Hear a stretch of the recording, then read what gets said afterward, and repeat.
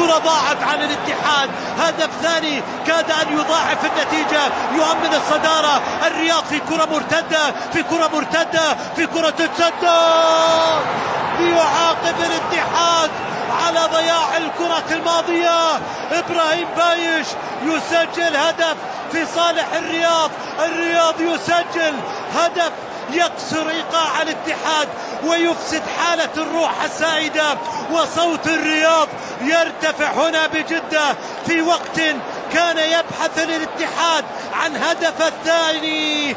جاء هدف الرياض ليفسد على الاتحاديين الفرح في المباراة، وإبراهيم بايش بهذه الانطلاقة جاء ليؤكد بأن صبري اللاموشي يصنع مع فريق اللحظة هنا في جدة في ملعب عبد الله الفيصل. إبراهيم بايش يسجل هدف من فئة الاستثناء من الأهداف.